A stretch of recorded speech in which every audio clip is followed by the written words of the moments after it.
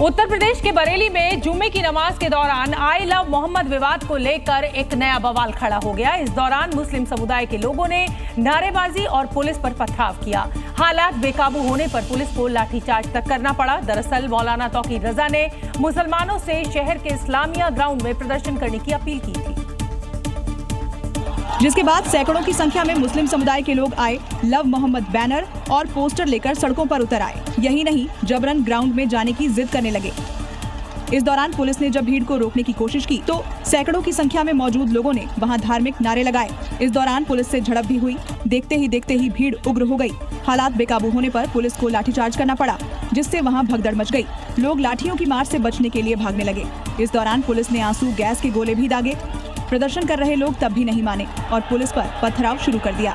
यही नहीं, छतों से भी पत्थर फेंके गए। इस मामले में पुलिस ने कुछ उपद्रवियों को हिरासत में लिया। वहीं संवेदनशील इलाके में फ्लैग मार्च भी निकाला गया। आई लव मोहम्मद वाले पोस्टर को लेकर जुलूस निकालने पर उत्तर प्रदेश के कानपुर में कार्रवाई क्या हुई? अल्पसंख्यक समाज ने इसके खिलाफ पूरे देश में मोर्चा खोल दिया, तो दूसरी ओर हिंदूवादी संगठन भी आई लव महादेव से लेकर आई लव महाकाल के पोस्टर लहरा रहे हैं। अब इस मामले को लेकर महाराष्ट्र के बीड में एक मौलाना ने मुख्यमंत्री योगी आदित्यनाथ को धमकी दी है और माजलगांव स्थित मस्जिद आने की चुनौती दी है। खुले मंच से सीएम योगी को चुनौती देने वाला ये मौलाना है अशफाक निसार शेख, जो जुम्मे पर यहाँ की मस्जिद में आई लव मोहम्मद पोस्टर पर जारी विवाद को लेकर आयोजित कार्यक्रम में शामिल होने पहुंचा था। मंच पर पहुंचते इस मौलाना ने जहर उगलना शुरू कर दिया और इसके बाद सीएम योगी के खिलाफ बयानबाजी शुरू कर दी। अगर तू उन्हें अरेस्ट करेगा तो मैं कसम खुदा की मुस्तफा मस्जिद के सामने चैलेंज करता हूँ कि तुम मस्जिद गांव से हमारे साल भैया के ढाबे तक भी तू नहीं पहुँच पाएगा कि तुझे उठाकर सीधा तुझे दफना दिया जाएगा। मौलाना का ये वीडियो सोशल मीडिया पर तेजी से वायरल हो रहा है और हिंदूवादी संगठन बेहद गुस्से में आ गए हैं। कानपुर से शुरू हुई आई लव मोहम्मद वाले पोस्टर की आंच कई शहरों तक अब पहुंच चुकी है और इसके बाद अब हिंदू संगठनों ने भी जवाब में आई लव महादेव वाला ट्रेंड शुरू कर दिया है। महाराष्ट्र के मंत्री नितेश राणे ने सोशल मीडिया पर आई लव महादेव वाला पोस्ट लिखा और इसके बाद से हर जगह ये पोस्टर दिखाई दे रहे हैं। और इसी पोस्ट के बाद अब मुंबई के दुर्गा पंडालों से लेकर लोगों के हाथों में ये पोस्टर दिखाई दे रहे हैं। मां के पंडालों में महादेव का रंग दिख रहा है तो वहीं महादेव की आरती भी की जा रही है। देखिए यहाँ पर साफ माता के चरणों में यहाँ लिखा हुआ है I love Mahadev, I love माँ दुर्गा भी लिखा हुआ है यहाँ पर। देखिए यहाँ पर ये देखिए यहाँ पे लिखा हुआ है। ये तमाम जो लोग हैं यहाँ पे माता की तस्वीर, उसके साथ आई लव माँ दुर्गा, आई लव महादेव। पंडाल में पोस्टर लगाने वाले और दूसरे लोगों का कहना है कि वो सिर्फ आस्था के लिए ऐसा कर रहे हैं। ये हम लोग नए ट्रेंड के हिसाब से कोई नहीं है, ये हम लोग हर वर्ष करते हैं ताकि लोगों के हमारी भावनाएं हैं। I love you Mahadev, Shiv ही सत्य है, शिव ही प्रेरणा स्रोत है, शिव ही सनातन है। नितेश राणे के इसी पोस्टर के बाद अब महाराष्ट्र में आई लव महादेव के पोस्टर ट्रेंड में आ गए हैं।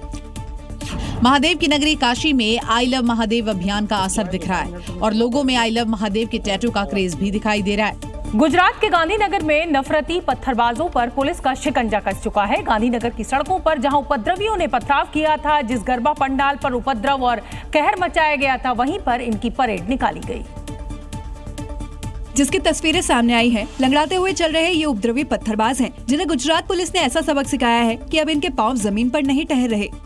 अब ये दो तस्वीरें देखिए। पहली तस्वीर गरबा के दौरान पथराव की है और दूसरी तस्वीर पुलिसिया कार्रवाई के बाद लंगड़ाते हुए भाईजानों की है। 48 घंटे के अंदर पुलिस ने ऐसा सबक सिखाया है कि अब माफी मांगते फिर रहे हैं।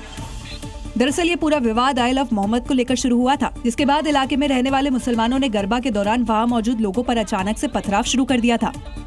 गुजरात पुलिस की इस कार्रवाई के बाद अब उपद्रवी पत्थर फेंकने के बारे में दोबारा सोचेंगे भी नहीं, क्योंकि पथराव करने का अंजाम क्या होगा, इस बात का अंदाजा इन बवालियों को अच्छे से हो चुका है। गुजरात के गांधीनगर में नफरती पत्थरबाजों पर पुलिस का शिकंजा कस चुका है। गांधीनगर की सड़कों पर जहां उपद्रवियों ने, आप जानते हैं, उपद्रव किया, वहीं लव जिहाद का भी खेल अब एक्सपोज हुआ है। आजकल प्रेम जाल में फंसाकर हिंदू बेटियों की जिंदगी से खिलवाड़ करने की कई खबरें आपको मिल रही होंगी। बेटियों को ऐसी जिहादी मानसिकता वाले लोगों से बचाने के लिए इंदौर में अब एक मुहिम शुरू की गई है, ताकि कोई बेटी श्रद्धा वालकर जैसी हैवानियत का शिकार ना बने। में लाडो गरबा की तरफ से एक पंडाल बनाया गया है। नवरात्र में बनाए गए इस पंडाल का नाम लव जिहाद का कातिल आशियाना रखा है, जिसका मकसद हिंदू बेटियों को लव जिहाद से बचाना है। पंडाल में वो सब मामले बताए गए हैं जिनका शिकार हिंदू बेटियां हुई हैं। प्रेम जाल में फंसाकर किसी के टुकड़े कर दिए गए थे तो किसी को सूटकेस में भर दिया गया था। श्रद्धा वालकर से लेकर अंकिता हत्याकांड तक को इसमें बताया गया है। बहुत अच्छा प्रयास है, आपको इससे कई चीजों के बारे में पता चल सकता है। जरूरी नहीं है हमें जो चीज ऊपर से दिखती है, जो दोस्ती है, जो कुछ भी है वो वैसी ही हो। शादीशुदा महिलाओं के साथ भी हो रहा है, कुंवारी महिलाओं के साथ भी हो रहा है। उससे बचने के लिए इससे अच्छा संदेश और कुछ हो ही नहीं सकता। आयोजकों का कहना है कि इससे बेटियां सतर्क होंगी और लव जिहाद का शिकार नहीं होगी। प्रदर्शनी अगर लगेगी तो जागरूकता होगी। हमारे हिंदू बेटियों को जागरूकता के माध्यम से बताया जाएगा कि लव जिहाद में कैसे षड्यंत्र से फंसाया जाता है। नवरात्रि में पंडाल की चर्चा हर तरफ है। आयोजकों का कहना है कि नवरात्र के बाद इसे बड़े स्तर पर आयोजित किया जाएगा।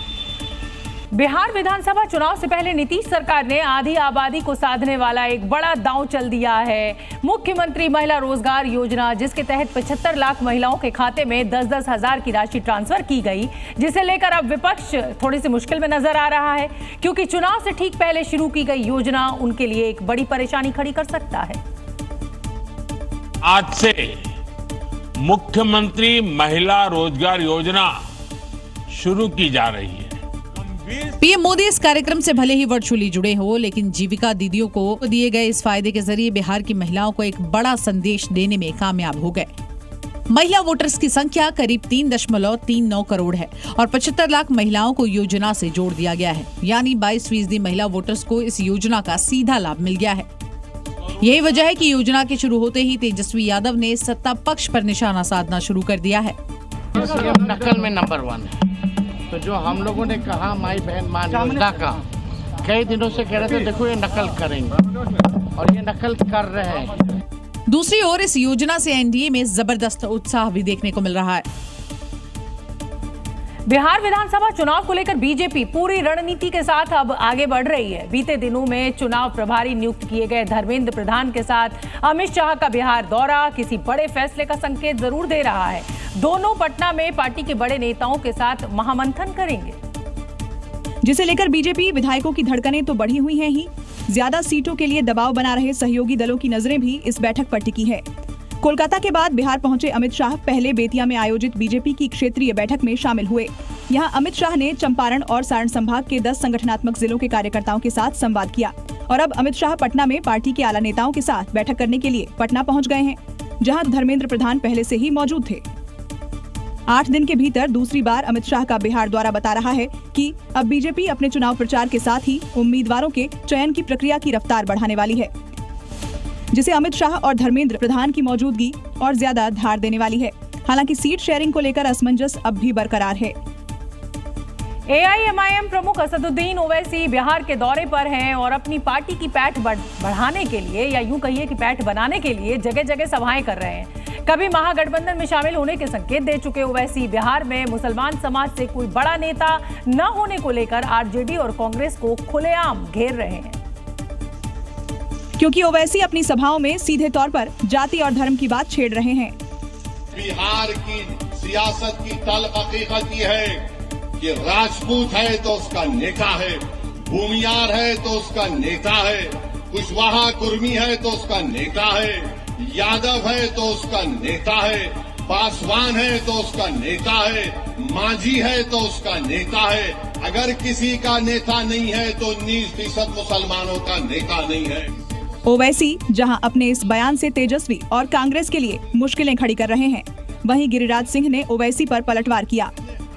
वो मुस्लिम के नेता हैं, मुसलमानों को भड़कावे ओवैसी और कांग्रेस, ये लोग गृह युद्ध कराना चाहते हैं। कुल मिलाकर ओवैसी की बिहार में धमाकेदार एंट्री हुई है। आने वाले दिनों में ओवैसी अपने बयानों से बिहार की सियासत को कितना गरमाते हैं, देखना दिलचस्प होगा। पार्टी और परिवार से अलग होने के बाद तेज प्रताप यादव ने अपनी अलग राह पकड़ ली है और परिवार से उनकी नाराजगी अब इस स्तर पर पहुंच गई है कि अभी तक लालू यादव को आदर्श मानते आ रहे तेज प्रताप यादव ने आज अपनी पार्टी के पोस्टर से लालू राबड़ी की तस्वीर ही गायब कर दी। यानी तेज प्रताप बिहार चुनाव में सीधे सीधे तेजस्वी यादव को चुनौती देने की तैयारी में दिख रहे हैं। पहले तेजस्वी के इस पोस्टर को देखिए, जिसे तेजप्रताप यादव ने अपने सोशल मीडिया पर पोस्ट किया है। हरे और पीले रंग की थीम के साथ तैयार इस पोस्टर में जनशक्ति जनता दल का चुनाव चिन्ह है। ऊपर गांधी, अंबेडकर, लोहिया, जेपी और कर्पूरी ठाकुर की तस्वीर है, लेकिन लालू और राबड़ी की तस्वीर इस पोस्टर में नहीं है। उनको पता है कि ये चेहरा बिहार के घपले, घोटाले, नरसंहार और अपहरण का प्रतीक है।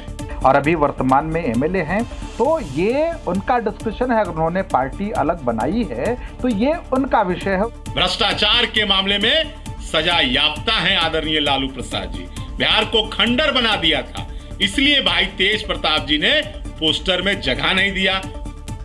हालांकि अब तक लालू या तेजस्वी की ओर से इस पर अब तक कोई रिएक्शन नहीं आया है। बिहार विधानसभा चुनाव को लेकर एक तरफ एनडीए और महागठबंधन के टॉप लीडर्स लगातार बैठकों में जुटे हुए हैं ताकि जल्द से जल्द सीट शेयरिंग का फॉर्मूला तय हो जाए, लेकिन बिहार के मुजफ्फरपुर में कार्यकर्ताओं में जोश भरने के लिए बुलाई गई एनडीए की बैठक में कार्यकर्ता ही आपस में उलझ गए। काफी देर तक ऐसी ही स्थिति बनी रही। बड़े नेताओं की मौजूदगी के बावजूद यहाँ कार्यकर्ता आपस में तू मैं करते रहे। दरअसल ये भिड़ंत टिकट की दावेदारी के लिए हो रही थी, जिसमें एक तरफ जेडीयू के कार्यकर्ता थे, दूसरी तरफ एलजेपी के।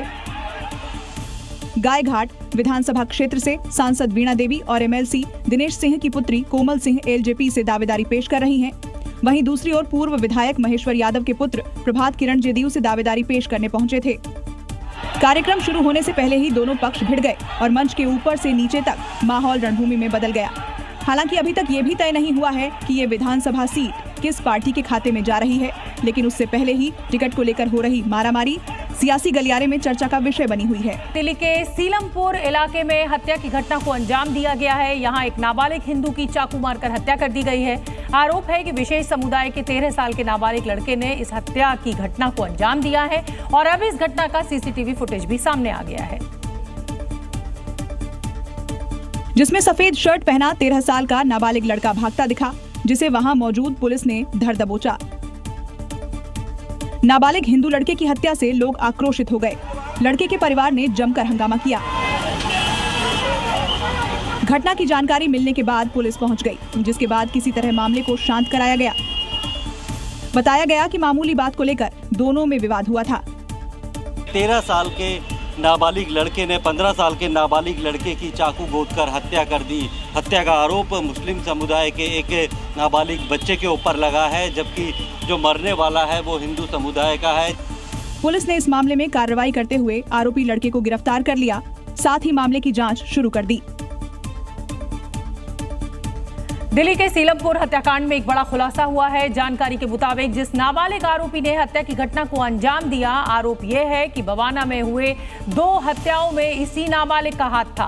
फिलहाल सीलमपुर में हिंदू लड़के की हत्या के बाद तनाव का माहौल पैदा हो गया है। यही वजह है कि सीलमपुर इलाके में भारी संख्या में पुलिस की तैनाती कर दी गई है। यही नहीं, नाबालिग हिंदू लड़के की हत्या होने के बाद इलाके को सील कर दिया गया। साथ ही घटनास्थल पर फोरेंसिक टीम पहुंचकर सबूत जुटाए हैं। दिल्ली के सीलमपुर में गुरुवार रात 8:30 बजे हुई हत्या ने पूरे इलाके में सनसनी फैला दी है। इससे पहले भी यहां पर हत्याएं हो चुकी हैं और इसीलिए भारी पुलिस बल को यहां पे तैनात किया गया है। दिल्ली के सीलमपुर हत्याकांड में बड़ा खुलासा हुआ है।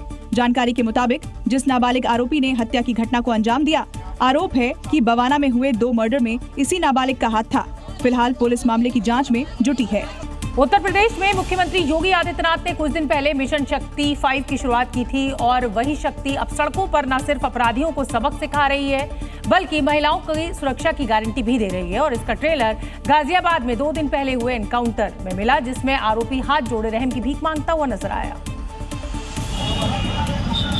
और अब उसकी पूरी पिक्चर दिखाई जा रही, जिसके तहत गोरखपुर, गाजियाबाद, अमरोहा, प्रयागराज, सहारनपुर में महिला पुलिसकर्मियों ने शक्ति ऑन व्हीकल नाम से रैली निकाली तो कई अपराधियों को सबक सिखाया। प्रयागराज में छेड़छाड़ करने वाले शोधे को महिला पुलिस ने पकड़ा। मिशन शक्ति के तहत हुई इस गिरफ्तारी के बाद वो हाथ जोड़े रहम की भीख मांग रहा है। आगे से ऐसी गलती नहीं होगी, मेरी बहन बेटी सर, सबकी बहन बेटी सर, आगे से ऐसी गलती नहीं होगी। वहीं सहारनपुर में महिला पुलिसकर्मियों ने करीब 13 लाख रुपए के मोबाइल बरामद किए और missing mobile help desk team ने 85 मोबाइल फोन उनके मालिकों को सौंप दिए हैं। गाजियाबाद में मिशन शक्ति के तहत शक्ति ऑन व्हील्स कार्यक्रम किया गया। 40 नंबर गायत्री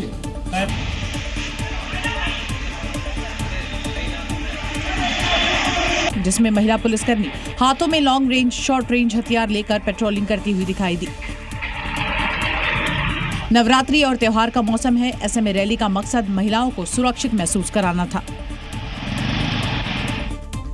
नवरात्रि में महिला सुरक्षा पर उत्तर प्रदेश पुलिस का ज्यादा जोर है। एक तरफ शक्ति वाहिनियां समाज के महिषासुरों पर एक्शन ले रही हैं, तो दूसरी तरफ यूपी पुलिस का ऑपरेशन लंगड़ा भी लगातार चालू है और पिछले 24 घंटे में 7 स्थानों पर एक्शन लिया भी गया है।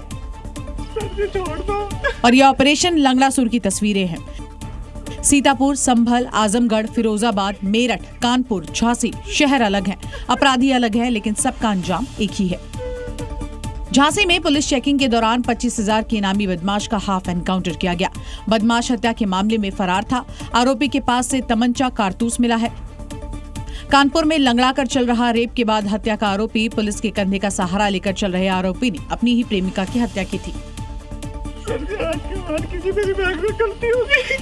योगी फोर्स ने मेरठ और संभल में एसिड अटैक करने वाले आरोपी को मुठभेड़ में गिरफ्तार किया है। मेरठ में आरोपी ने एक महिला पर एसिड फेंका था और अब एनकाउंटर के बाद हाथ जोड़कर माफी मांग रहा है। वहीं संभल में स्ट्रेचर पर लेटे इस आरोपी ने महिला टीचर पर एसिड अटैक किया था, लेकिन अब अपने गुनाह पर पछता रहा है। अपराध कोई भी हो, अंजाम एक ही होगा। यही योगी की क्राइम पर रोक वाली नीति है, जो 2017 से लगातार जारी है। अमेरिकी राष्ट्रपति डोनाल्ड ट्रंप ने व्हाइट हाउस में पाकिस्तानी प्रधानमंत्री और फील्ड मार्शल के साथ मुलाकात की है, लेकिन इस मुलाकात से पहले भारत से दोस्ती का दम भरने वाले ट्रंप ने पत्रकारों के बीच जो बयान दिया, उसमें उनका भारत के साथ विश्वासघात और नोबेल शांति पुरस्कार के लिए स्वार्थ भी नजर आया।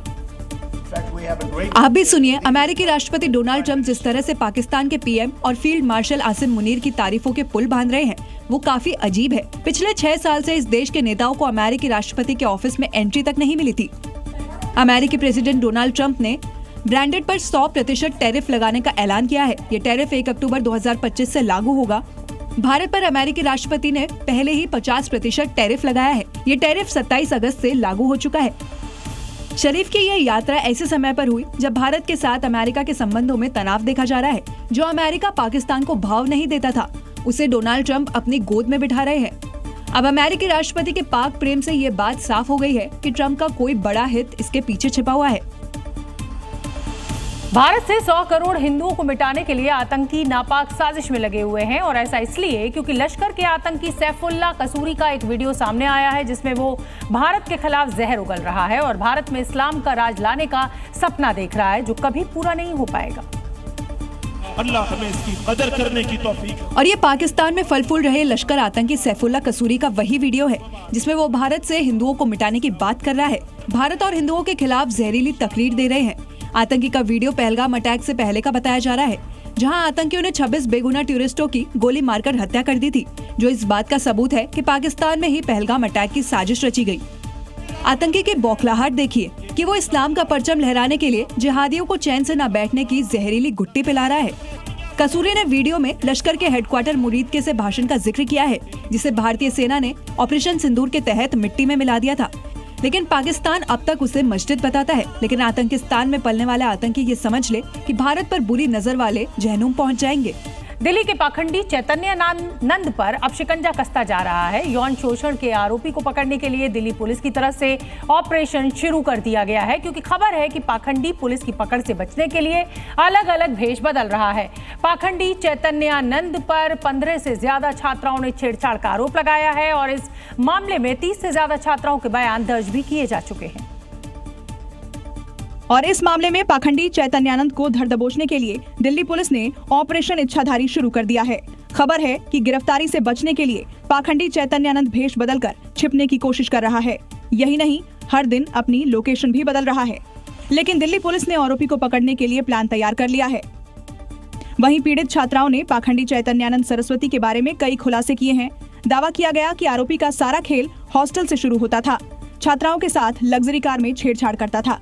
छात्राओं पर सीसीटीवी कैमरों से नजर रखता था। पुलिस ने अब तक 17 पीड़िताओं के बयान मजिस्ट्रेट के सामने दर्ज कराए हैं।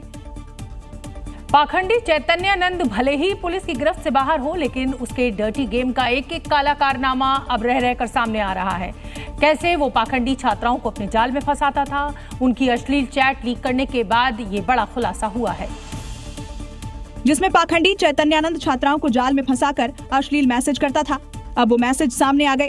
पाखंडी चैतन्यानंद ने छात्रा को लिखा कि baby, I love you baby, मैं तुमसे प्यार करता हूँ, तुम आज बहुत सुंदर लग रही हो, तुम्हारे बाल सुंदर लग रहे हैं। आरोप है कि मैसेज का जवाब न देने पर छात्रा पर नोटिस और मार्कशीट में नंबर काटने की धमकी दी गई। एफआईआर के मुताबिक पाखंडी ने एक्सरे के बहाने छात्रा को मैसेज करने के लिए कहा था। एफआईआर में ये बात भी सामने आई कि बाबा के कथित आश्रम में छात्राओं से छेड़छाड़ में वहां की लेडी गैंग की शामिल थी। फिलहाल पुलिस पाखंडी चैतन्यानंद की तलाश में जुटी हुई है।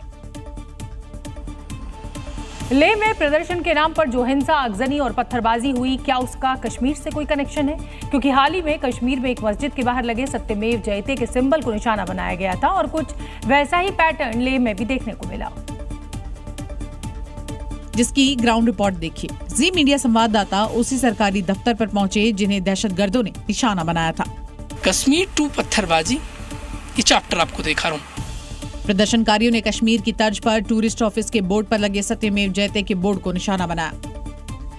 कश्मीर के बाद अब लेह में भी सत्यमेव जयते पर प्रहार किया जा रहा है, ये वही मानसिकता है। सेक्रेटरिएट ऑफिस में काम करने वाले कर्मचारी राजू ने उस खौफनाक मंजर को बयां किया जब पत्थरबाजी हो रही थी।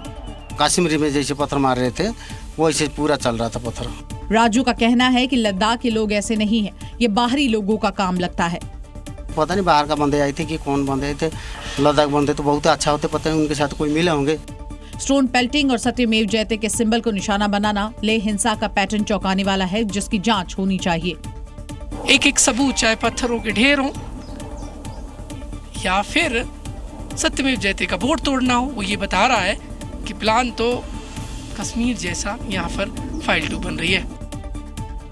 लद्दाख हिंसा के बाद सोनम वांगचुक घिर गए हैं। हिंसा के पीछे विदेशी फंडिंग के शक के बीच अब खबर आ रही है कि वांगचुक को लेह पुलिस ने गिरफ्तार कर लिया है। सोनम वांगचुक की एनजीओ और निजी संस्थानों में भारी गड़बड़ियां पाई गई हैं।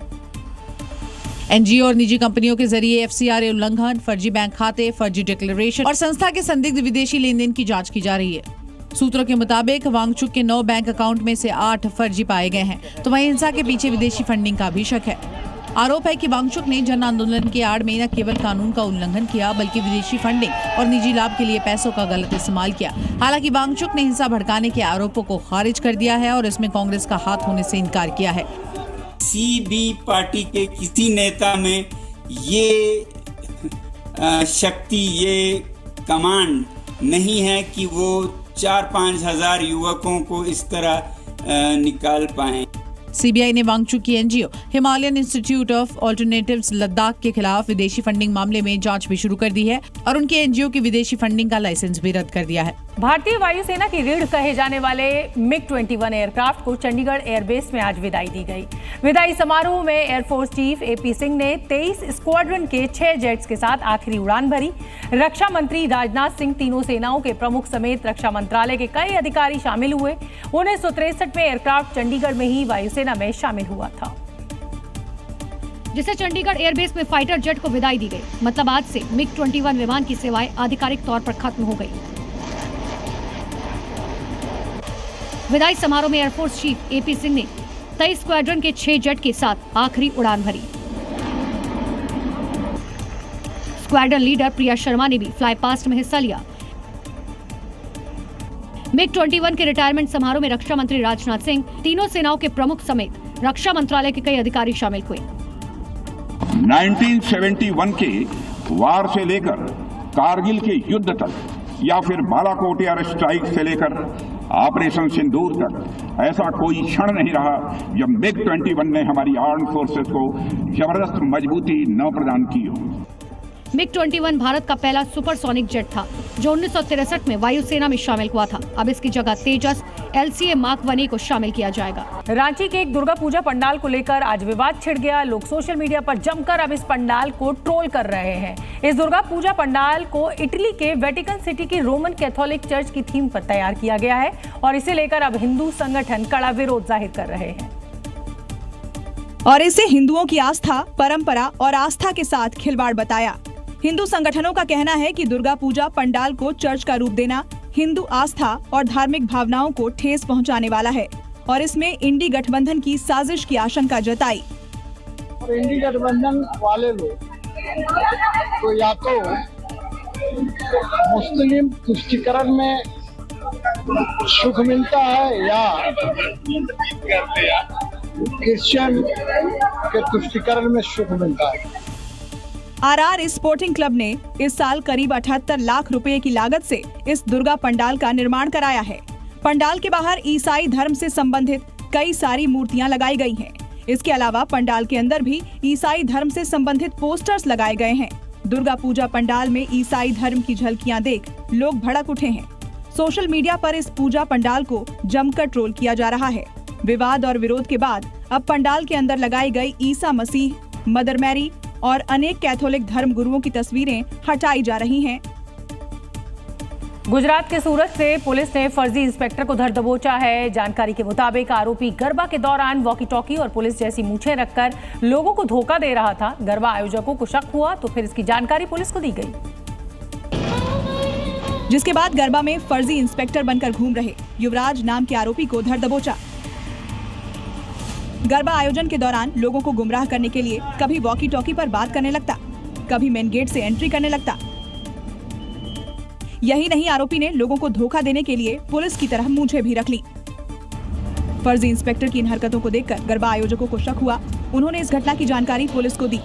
घटना की जानकारी मिलने के बाद पुलिस पहुंच गई। जांच में पता चला कि लोगों को गुमराह करने के लिए फर्जी इंस्पेक्टर बना था। पुलिस ने इस मामले में कार्रवाई करते हुए फर्जी इंस्पेक्टर को गिरफ्तार कर लिया। बीते दिनों उत्तर प्रदेश में एक ही शख्स के 6 स्थानों पर नौकरी करने का मामला पकड़ में आने के बाद अब बिहार और झारखंड में एक ही सर्टिफिकेट पर 2 लोगों की नौकरी का मामला सामने आया है। खुलासा उस वक्त हुआ जब एक शिक्षिका बैंक में लोन लेने के लिए पहुंची। पता चला कि उसके नाम पर पहले से ही 5 लाख का लोन चल रहा है। मनोरमा देवी नाम की ये शिक्षिका इतना सुनते ही हैरान रह गई, क्योंकि लोन लेने वाली दूसरी महिला ने जो सर्टिफिकेट बैंक में जमा कराए थे वो उसके थे। लोन लेने वाली महिला और पीड़ित का नाम एक था, डेट ऑफ बर्थ भी सेम है। दोनों के पिता का नाम एक और दोनों ही पेशे से शिक्षिकाएं हैं। अंतर बस इतना है कि शिकायतकर्ता झारखंड के बोकारो में काम करती है, जबकि लोन लेने वाली महिला बिहार के बाढ़ में। पीड़ित शिक्षिका ने अपने शिक्षा अधिकारी के जरिए बाढ़ स्थित स्टेट बैंक से संपर्क किया। स्कूल में काम करती थी, उस स्कूल में गए और वहाँ जा करके उसका सारा सर्टिफिकेट का जांच किए तो पता चला कि सारा सर्टिफिकेट मेरा ही है। लेकिन जैसे ही बैंक मैनेजर ने पैन कार्ड की मांग की, लोन लेने वाली महिला आनाकानी करने लगी और वहां से फरार हो गई। उत्तर प्रदेश के मेरठ के चर्चित ब्लू ड्रम मर्डर केस की मुख्य आरोपी मुस्कान ने नवरात्रि में व्रत रखना शुरू कर दिया है। प्रेग्नेंट मुस्कान का ये मानना है कि नवरात्र रखने से उसकी जमानत जल्दी हो जाएगी। मुस्कान पर आरोप है कि उसने अपने प्रेमी साहिल के साथ मिलकर पति सौरभ की हत्या की थी और आरोप है कि दोनों ने साजिश के तहत सौरभ की नृशंस हत्या कर उसके शव को नीले ड्रम में भरकर ठिकाने लगा दिया था। मेरठ में हुए चर्चित ब्लू ड्रम मर्डर केस की मुख्य आरोपी मुस्कान इन दिनों जेल में अपने अलग अंदाज से चर्चा में है। चौधरी चरण सिंह जिला कारागार में बंद मुस्कान ने नवरात्र में व्रत रखना शुरू कर दिया है। यही नहीं, वो जेल में सुंदरकांड का पाठ और रामायण सुन रही है। अधिकतर समय उसका पूजा पाठ, रामायण और जो भी यहाँ पर धार्मिक पाठ होते हैं जैसे कि सुंदरकांड, उसी में व्यतीत होता है। जेल प्रशासन के मुताबिक मुस्कान 8 महीने से प्रेग्नेंट है। उसकी इच्छा है कि वो भगवान श्री कृष्ण जैसे संतान को जन्म दे, इसलिए वो रोज जेल में पूजा पाठ कर रही है। उत्तर प्रदेश के बहराइच में बेखौफ चोरों के एक नोटिस से पूरे इलाके में हड़कंप मच गया, जहां चोरों ने नोटिस लगाकर चोरी करने का वक्त और तारीख भी बताई है, जिसमें साफ साफ लिखा है कि आज रात 26 सितंबर 2025 को 2:30 बजे के बाद चोरी होगी। चोरों के हौसले तो देखिए, कैसे नोटिस चिपकाकर चोरी की तारीख बताने लगे हैं, जैसे चुनौती दे रहे हो कि रोक सको तो रोक लो। चौंकाने वाली तस्वीरें बहराइच के घसियारीपुरा इलाके से सामने आई, जहां चोरों ने 2 घरों पर चोरी का नोटिस लगाया, जिससे घर के लोगों के होश उड़ गए। नोटिस में लिखा हुआ है आज रात 26/9/2025 को 2:30 के बाद में चोरी होगी। वहीं चोरी के नोटिस से पूरे मोहल्ले के लोग भी दहशत में आ गए। इससे बहुत परेशान है पूरे मोहल्ले वासी। प्रशासन भी गश्त करता है, लेकिन अब तो ये रुकने का नाम नहीं ले रही है। पुलिस मामले की तफ्तीश कर रही है। साथ ही पुलिस ने भरोसा जताया कि लोगों को घबराने की जरूरत नहीं है, मोहल्ले में कड़ी निगरानी रखी जाएगी। उत्तर प्रदेश के बलिया में भूतों का मेला लगता है। सुनने में थोड़ा अजीब जरूर लग रहा होगा आपको, लेकिन बरेली में नवका ब्रह्म बाबा के मंदिर पर हजारों लोग आते हैं और प्रेत बाधा से मुक्ति छुटकारा मिलने का दावा भी करते हैं। और ये वही नवक्का ब्रह्मा बाबा का मंदिर है जहाँ हर साल शारदीय नवरात्र में मेला लगता है, जहाँ दूसरे राज्यों से लोग अपनी परेशानी लेकर आते हैं। ये नौका ब्रह्म बाबा है और वो स्थान है जहां दरबार में लोग आते हैं, हाजिरी लगाते हैं और इसके बाद बाबा एक एक कर उन सबके कष्ट को दूर करते हैं। लोगों का दावा है कि बाबा के दर्शन से भूत प्रेत बाधा कैसी भी समस्या हो उससे निजात मिल जाता है। साथ ही पीड़ित लोग नौका ब्रह्मा बाबा मंदिर के सामने बने कुंड में स्नान करते हैं। शारदीय नवरात्र में यहाँ दूर दूर से आने वालों का जमघट लगा रहता है। भूत बाधा बा यहाँ ठीक हो जाला। मान्यता पूरी होती है। नौका बाबा को स्थान पे यहाँ पे बहुत कल्याण मेरा हुआ है। अभी आस्था है या अंधविश्वास, लेकिन 21वीं सदी से ऐसी मान्यता चली आ रही है। राजस्थान के भीलवाड़ा में नेशनल हाईवे 158 पर उस समय हड़कंप मच गया जब चलती कार अचानक आग का गोला बन गई।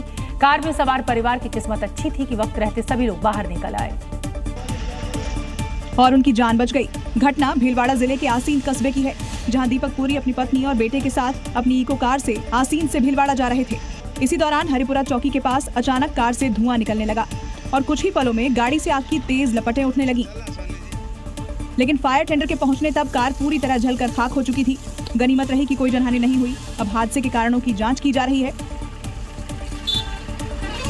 आंध्र प्रदेश के रत्नागिरी में आग का तांडव देखने को मिला, जहां अचानक आग लगने से 4 दुकानें जलकर खाक हो गई। हालांकि आग के लगने के कारणों का अभी तक खुलासा नहीं हो पाया है। और धूं कर जलती है ये वहीं 4 दुकानें हैं। आग कितनी भीषण थी इस बात का अंदाजा इन तस्वीरों को देखकर लगाया जा सकता है। आग से निकला धुआं कई फीट ऊंचता हुआ दूर से ही दिखाई दे रहा था, जिसके कारण आसपास के इलाकों में भी दहशत फैल गई। आग लगने की जानकारी लगते ही मौके पर दमकल की कई गाड़ियां पहुंच गईं और कड़ी मशक्कत के बाद आग पर काबू पाया जा सका। आग के लगने के कारणों का खुलासा नहीं हो सका है। बताया जा रहा है कि आग से दुकानदारों का लाखों का नुकसान हुआ है। फिलहाल आग कैसे लगी इस बात की जानकारी ली जा रही है।